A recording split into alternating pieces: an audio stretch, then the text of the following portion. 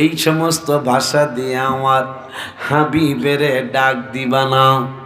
এখন আল্লাহ কেন নিষেধ করলেন, সেই নিষেধরা মানলো কারা কারা সেইটাও শুনে নেন। আল্লাহ বললেন, তোমরা যেই ভাষা দিয়ে আবার হাবিবের ডাকতে চাইছো, ইমানদার তোমাদেরকে আমি আল্লাহ নির্দেশনা দিলাম, এই ভাষা দিয়ে আমার হাবিবের ডাক দিবা না।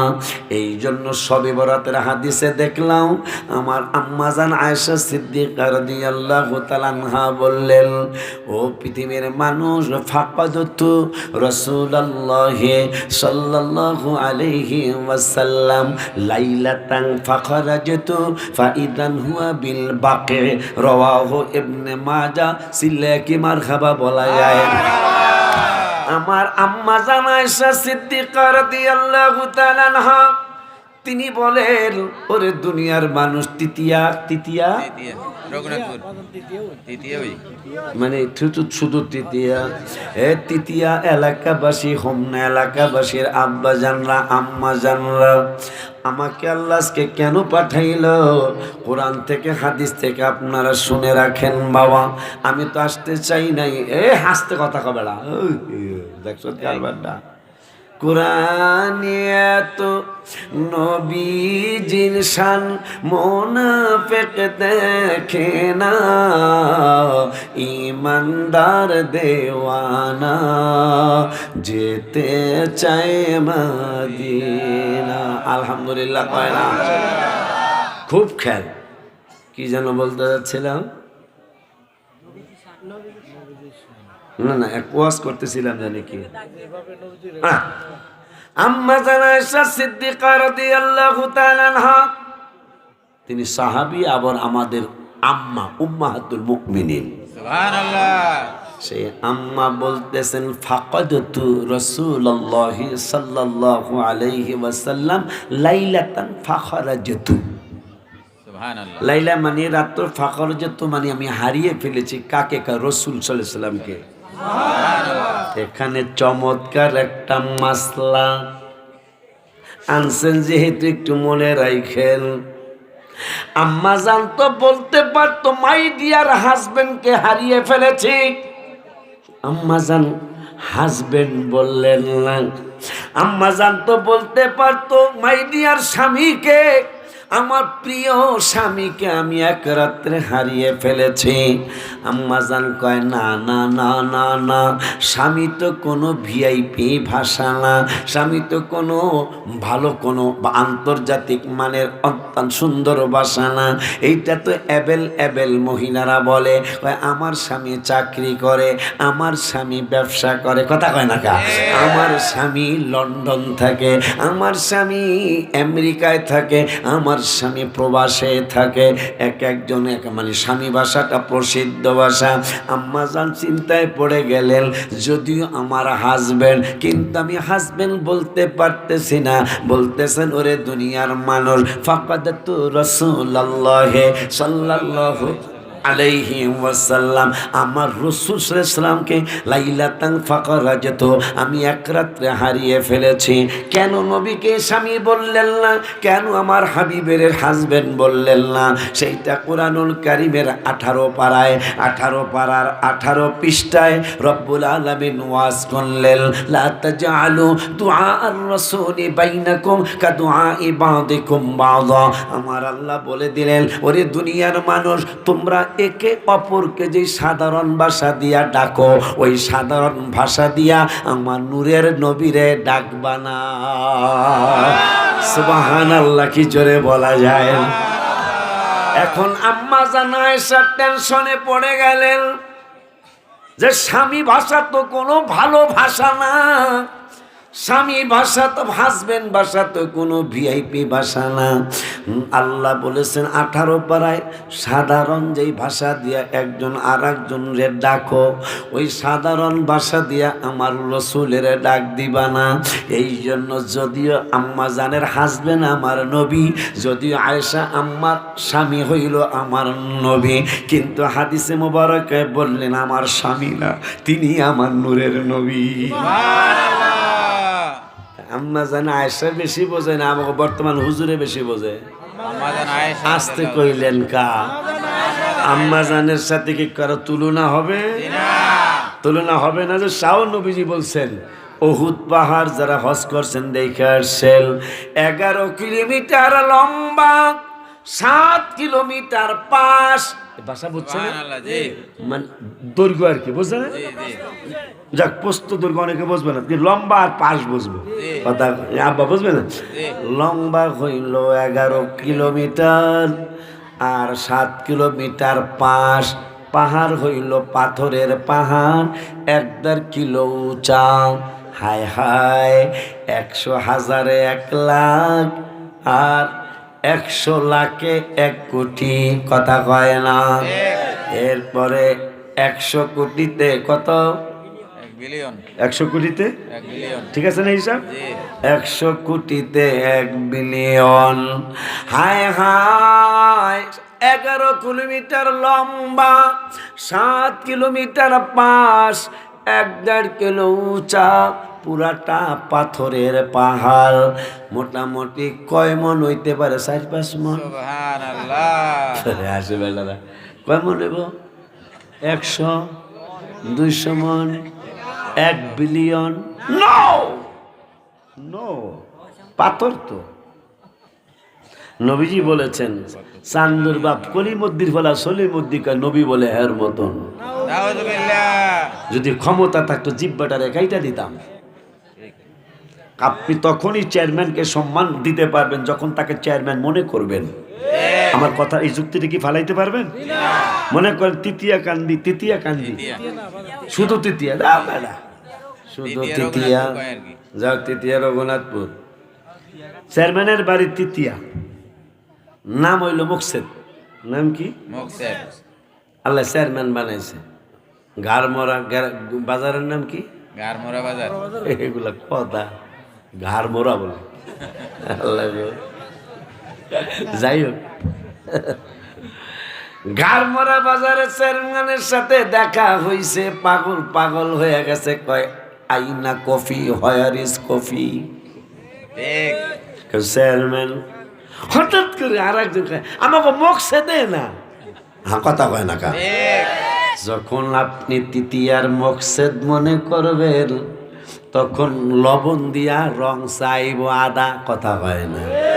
আদা দিয়া রং চাইব। যখন আপনি তৃতীয়ার চেয়ারম্যান মনে করবেন তখন কিন্তু আপনি রং চা খাওয়াইতে লজ্জা লাগবো, তখন কিন্তু আপনি কফি খুঁজবেন।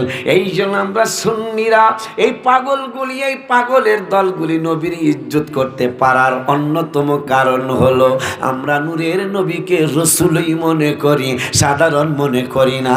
এই জন্য ইয়া নবী সালাম আলাইকা কইয়া দাঁড়াইতে পারি। আর ওই পাগলের দলেরা তোমাকে গালি দিলাম না, গালি আসতেছে, কারণ নবী বিদ্বেষীরে গালি দেওয়া আল্লাহর সুন্নাত। তাব্বাত ইয়াদা আবি লাহাবি ওয়া তাব, কোরআনের আয়াত না? অথচ এটা গালি, এটা গালি। কি বুঝলেন? এটা তো আপনাকে হুজুরে কয় নাই, আমিও না।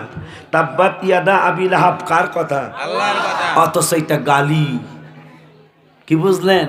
আবু লাহাব মন্তব্য করছিল তার বউ সহ, আল্লাহ কস কি বেদ্দব জাহান্নামী, ধ্বংস তো আমার হাবিবে হবে কেন, ধ্বংস হবি তুই আর তোর বউ।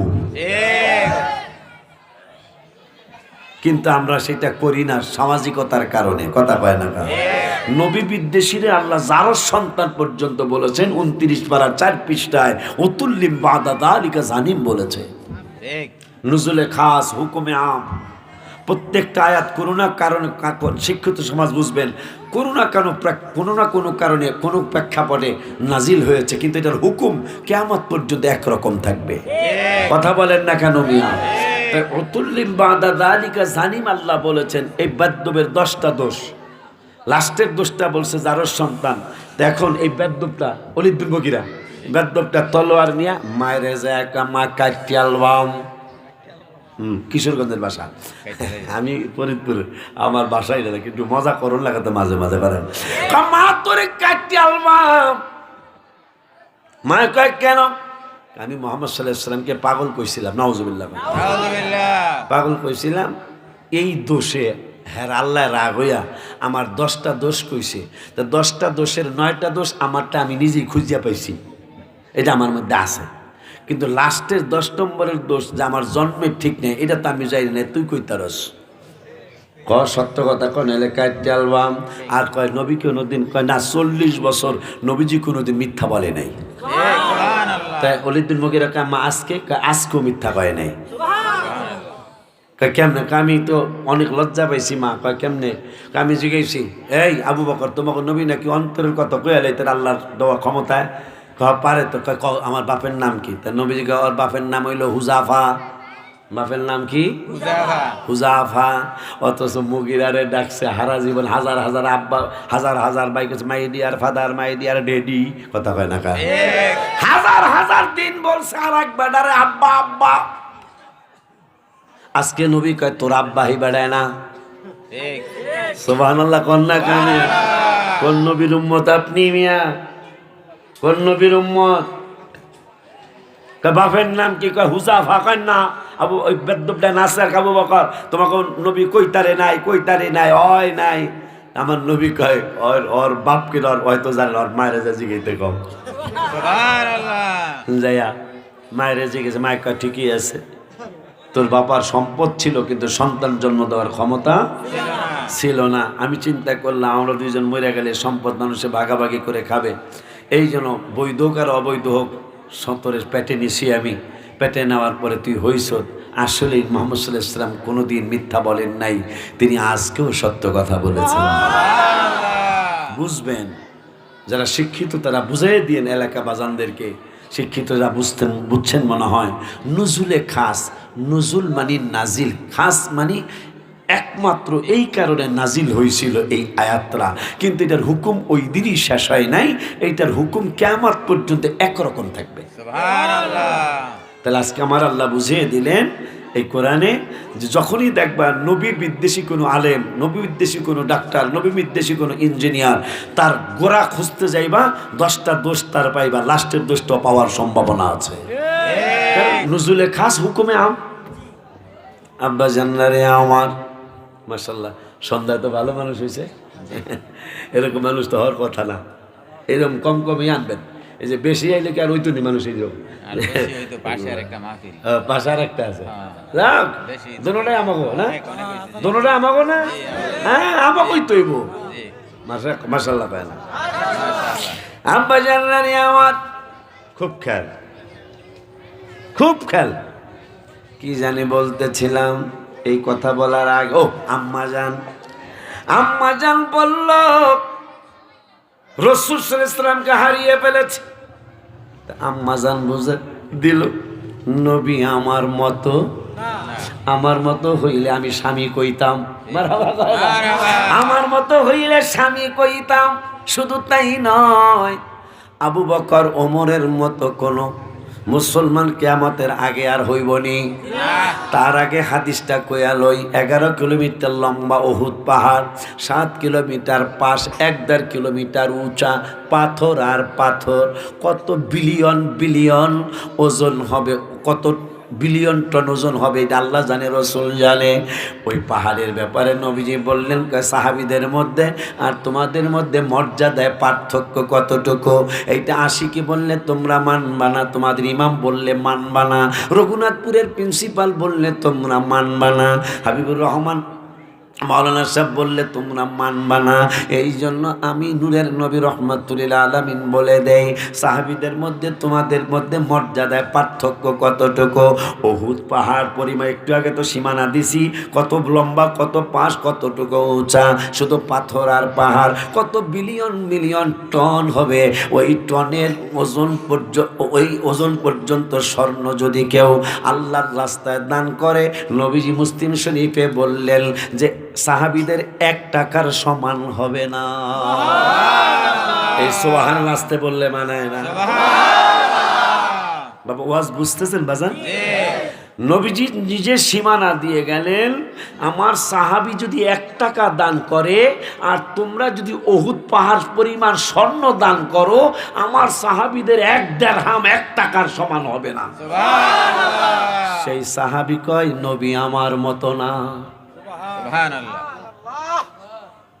আরো দেই, আম্মা জানেনটা তো শুনলে নেই। এখন দেখি আল্লাহ কি কয়। 22 আব্বা কোরআন শরীফ নিয়ে কথা